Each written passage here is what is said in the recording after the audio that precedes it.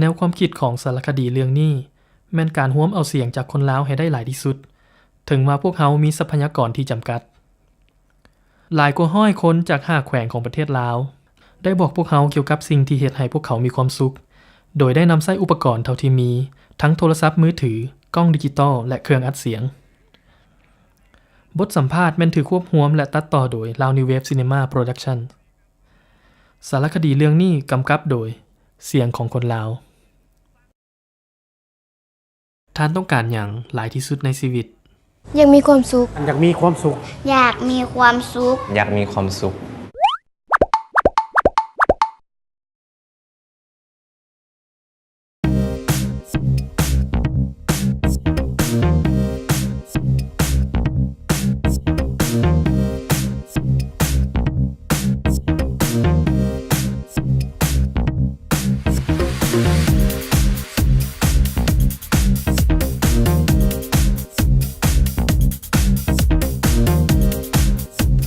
มันเป็นที่จะแจ้งแล้วว่าประเทศลาวกำลังมีการเปลี่ยนแปลง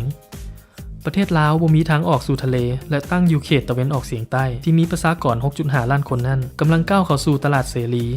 การเปิดซ้ายแดนและการญาติแย่งเอาทุนและผลประโยชน์ของโลกาภิวัตน์ในตลอดระยะเวลา10กว่าปีที่ผ่านมาในนครหลวงเวียงจันทน์การจราจรที่เพิ่มขึ้นตึกอาคารใหม่ๆที่เกิดขึ้นเพียงข้ามคืนกลายเป็นหัวข้อของการสนทนาในเวลาของการพัฒนาอันไววานี้เบิ่งคือว่ามันจำเป็นจะต้องหยุดจึ้งเพื่อพิจารณาถึงสิ่งสำคัญในชีวิตและการเปลี่ยนแปลงที่กำลังพาเฮาไปในทิศทางที่ถูกต้องหรือบ่ท่านคิดว่าการเปลี่ยนแปลงเหล่านี้จะเฮ็ดให้ท่านมีความสุขบ่ก็ภูมิใจแหละที่ว่าบ้านเฮามันมีการเจริญเติบโตเพิ่นเปิดกว้างทุกด้านเลยนะด้านเศรษฐกิจด้านสังคมตึกห้างร้านซุปเปอร์มาร์เก็ตหยังก็มีขึ้นรถลาหยังก็หลายขึ้นเฮาก็มีความสุขสำหรับบ้านเฮานี่เนาะคิดว่าบ่เพราะว่าการเปลี่ยนแปลงที่ไวว่าเหล่านี้อาจจะเฮ็ดให้ประเทศลาวมีความเป็นลาวน้อยลงวิถีชีวิตของคนลาวก็มีการเปลี่ยนแปลงและข้อยก็เป็นห่วงว่าแม่นไผแท้จะได้รับผลประโยชน์หรืออาจจะมีกลุ่มคนที่ได้รับผลกระทบในทางลบซ้ำน้องคือว่าสิ่งที่เปลี่ยนแปลงหลายๆอย่างที่ผ่านมาน้องคือว่าเฮ็ดให้น้องมีความสุขซึ่งว่าเมื่อก่อนการติดต่อสื่อสารจะบ่มีอินเทอร์เน็ตเดี๋ยวนี้บ้านเฮาก็ติดต่อสื่อสารง่ายทางอินเทอร์เน็ตบ่ว่าจะเป็นรวมกับครอบครัวอยู่ต่างประเทศก็ดีอยู่เรื่องการเปลี่ยนแปลงแต่ว่ามันก็เปลี่ยนแปลงไหวพ้นเฮ็ดให้ค่อยกังวลโตค่าของชีพที่สูงขึ้นเดี๋ยวนี้ค่าเช่าบ้านค่าไฟก็แพงอยู่แล้วถ้าต่อไปหรืออนาคตมันแห่งสิแพงขึ้นเฮ็ดให้ค่อยและครอบครัวต้องได้เฮ็ดเวียนหนักขึ้นท่านสมบัติสมพรนักค้นคว้าเกี่ยวกับความสุขและผู้ก่อตั้งศูนย์ฝึกอบรมร่วมพัฒนาและท่านพุทธศิลป์พิมพ์จันทร์ผู้ค้นคว้าเกี่ยวกับความสุขและผู้ประสานงานเครือข่ายข้อมูลข่าวสารการสื่อสารและความรู้เพื่อการพัฒนาได้ถกเถียงถึงจุดประสงค์ของการพัฒนาและเห็นดีนำกันว่ามันควรสุมใส่ความสุขของคนเห็นว่าเฮาพัฒนาเพื่อหยังเพื่อจะได้ความสุขแต่คนจะเห็นความสุขอยู่ว่าความสุขอยู่วัตถุซื่อๆพัฒนาแต่ฮอดที่จุดวัตถุเจ้าว่าที่จริงแท้วัตถุนี่ยังบ่เห็นความสุขเถื่อคนอเมริกาหาเงินได้บักหลายถามเขาว่ามีความสุขบ่เขาก็บ่มีความสุขนั่นล่ะคันไปคิดเอาแต่เศรษฐกิจเป็นตัวตั้งคือสิบ่ได้เนาะลุงเนาะความสุขบ่ยืนยงปานใดเฮาก็บ่ได้ปฏิเสธเศรษฐกิจดอกแต่มันต้องสมดุลเศรษฐกิจสังคมสิ่งแวดล้อมและจิตใจของคนต้องที่ปัจจัยต้องสมดุลกันเข้มแข็งมันสิมันเป็นกันถึงความสุขได้หนุ่มสาวคูนี่ซักและพรสุพรรณมีความสุขนำชีวิตของพวกเขามวลน้ำการอยู่น้ำธรรมชาติการกินอาหารปลอดสารพิษที่พวกเขาปลูกและพอใจในสิ่งที่พวกเขามีความสุขได้จากสิ่งธรรมดาข่อยมีความสุขที่ข่อยได้ตื่นขึ้นมาเขาก็ได้เฮ็ดกิจกรรมประจำวันเช่นว่ากินข้าวกับพ่อแม่กวาดยาอยู่เฮือนครอบครัวตัวเองเห็นสิ่งตัวเองตื่นขึ้นมาก็เห็นทุกสิ่งทุกอย่างยังมีอยู่ได้เห็นธงหน้าที่งามๆน้ำบ่ท่วมหน้าจากเขื่อนโอเคก็มีความสุขล่ะความหมายของความสุขนี่คือการใช้ชีวิตอยู่น่ะการดำรงชีวิตอยู่ของเฮานี่แหละในแต่ละมื้อแล้วก็แล้วแต่ว่าเฮาจะดำรงชีวิตอยู่แบบใดแล้วก็อยู่เพื่อไผอยู่เพื่อตนเองหรืออยู่เพื่อคนอื่นหรืออยู่เพื่อสังคม แล้วแต่ว่าเฮาจะตัดสินใจจะอยู่แบบใดนะ อืม เพื่อให้ความสุขนั้นมีความสุขเป็นความสุขที่แท้จริงบ่แม่นความสุขแบบเพิ่งคนอื่นแล้วก็ความสุขที่เพิ่งวัตถุหลายเกินไป นิยามความสุขของข่อยว่าก็คิดว่าง่ายๆนะมีปัจจัย4อย่างแม่นบ่คือต้องมีคือ1อาหารกินข้าว2ยุกยา3เสื้อผ้า4ที่อยู่ข้อยคิดว่าเฮามี4อย่างพวกนี้เราข้อยคิดว่านั่นแหละเป็นนิยามของข่อยที่นิยามแห่งความสุขของข่อย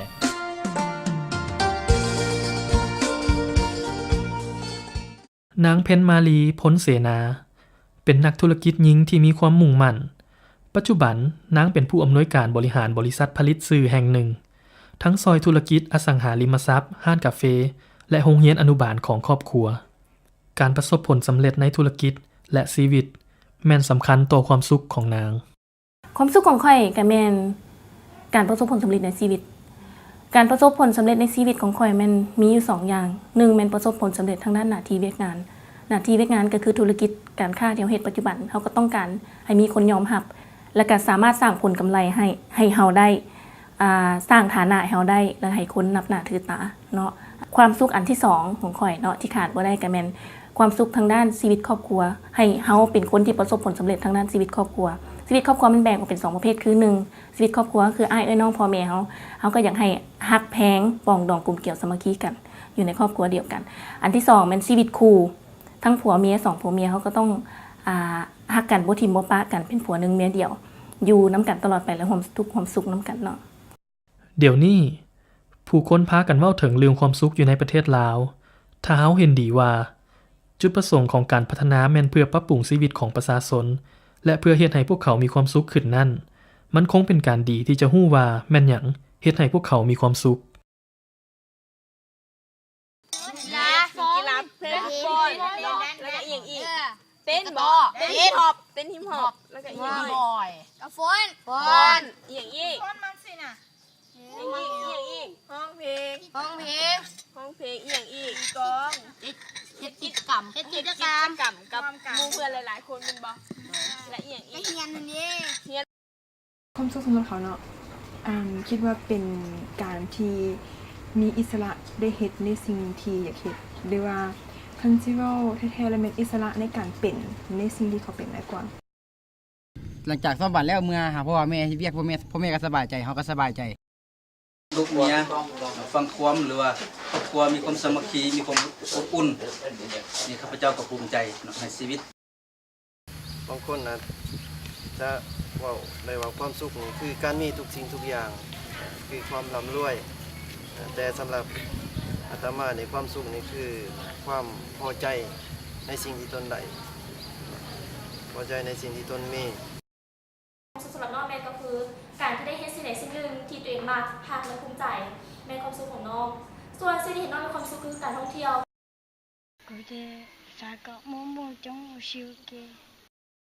มีความสุขแล้วที่ได้เฮ็ดตามความนึกคิดของตัวเองตัวมันอยาก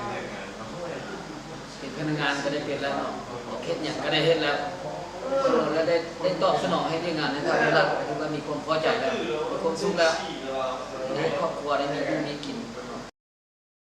ความสุขมาเฮ็ดอันนี้เมื่อยแล้วได้เงินมาแล้วมีความสุขดีใจเขาได้จ่ายเงิน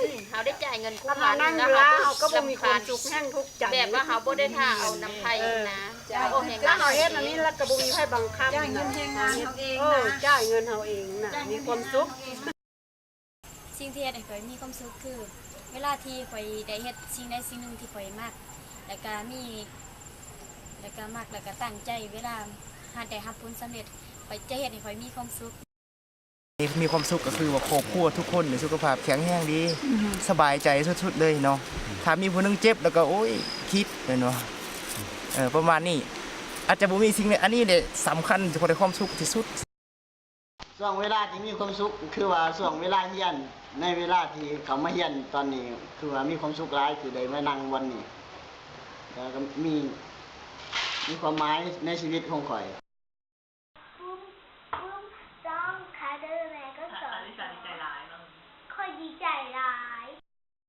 ทั้งสิ่งเบื้องนั่ง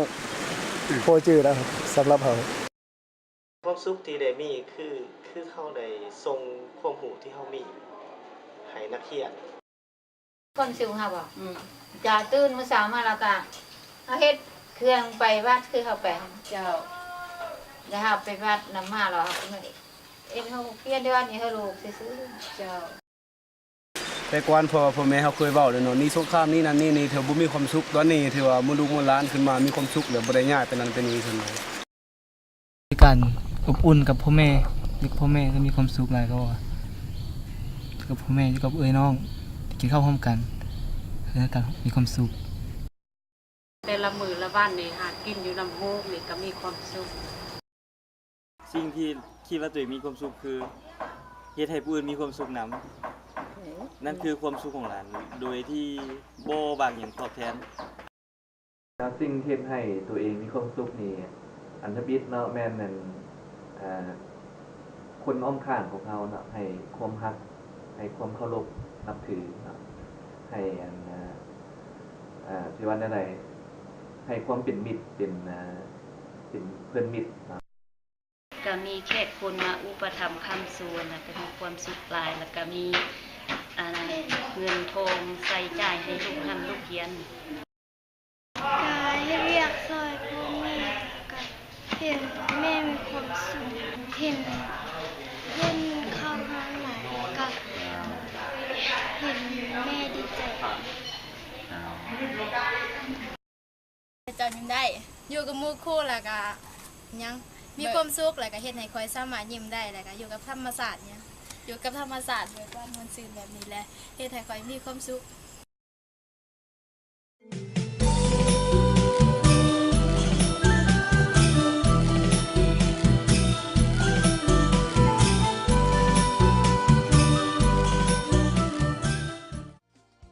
หลายคนเว้าว่าการศึกษาการมีเวียกเฮ็ดสภาพแวดล้อมครอบครัวหมู่เพื่อนเสรีภาพและความม่วนซื่นล้วนเป็นสิ่งจำเป็นต่อความสุขของคน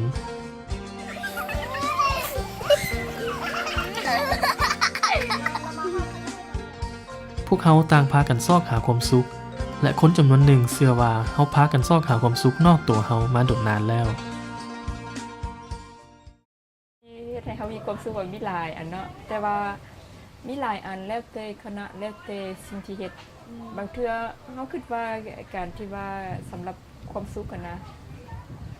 ก็เกิดขึ้นได้ง่ายและบางเทื่อก็หมดได้ง่ายคือกันแต่บางสิ่งที่ว่ามีความสุขมันก็จะอาจจะมีสำหรับเฮานะคิดว่าความสุขก็มีลักษณะระยะสั้นและก็ระยะยาวนี่สั้นหรือว่ายาวหรือว่าคราวเดียวแล้วก็หมดไปตัวอย่างสินะหรือว่าความสุขที่ว่าอยู่ดนๆนำเฮาแต่บางเทื่อเฮาโดดบ่รู้สึกว่าเป็นความสุข ถ้าโรงเรียนสอนเจ้าแข่งให้เก่งกว่าหมู่ดีกว่าหมู่หรือว่าได้คะแนนหลายกว่าหมู่นี่ชนะหมู่อยู่เลยอันนั้นเป็นความสุขชั่วคราวโดนไปชนะผู้นี้แล้วก็ยังต้องชนะผู้หน้าชนะผู้ฮือบ่สุดจะเถื่อเลยพวกการศึกษาและการพัฒนาของไทยเฮานี่พาเฮาหลงทางก็เลยเดินตามความสุขที่ว่าเป็นของปลอม ความสุขในแท้บ่ได้คิดเรื่องเงินเรื่องคำมีเงินว่าสิมันสิมีความสุขบอกมันอยู่ในใจต่อให้จะมีเงินล้านก็บ่เป็นสุขผู้ใดอยากได้ผู้ใดอยากเห็นได้เฮ็ดเอาเอง มันก็มี2อย่างเพราะว่าอย่างที่1แล้วมีสุขกายสุขทางใจนี่แปลว่าสุขที่สุขใจนี่มันคือสุขทางไหนสุขอยู่ทางไหนคือว่าสุขอยู่หลายอย่างศีลธรรมสุขบ่มีอนาอารมณ์สุขบ่มีกิเลสตัณหาบ่มีอันว่าความโลภบ่มีความโกรธบ่มีความหลง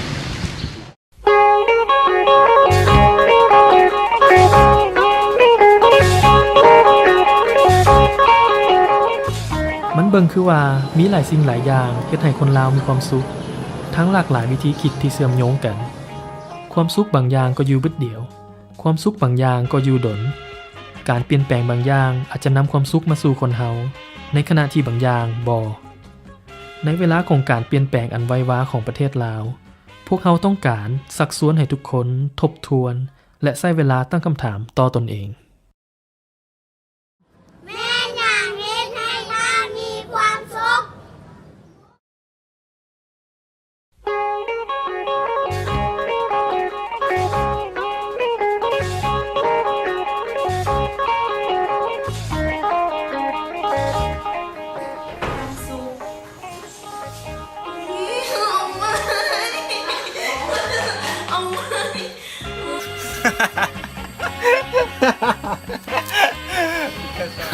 กระสานงานยิ้มเลยเต็มที่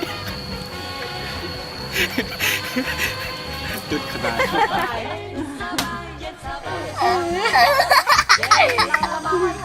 ร้อนเล่น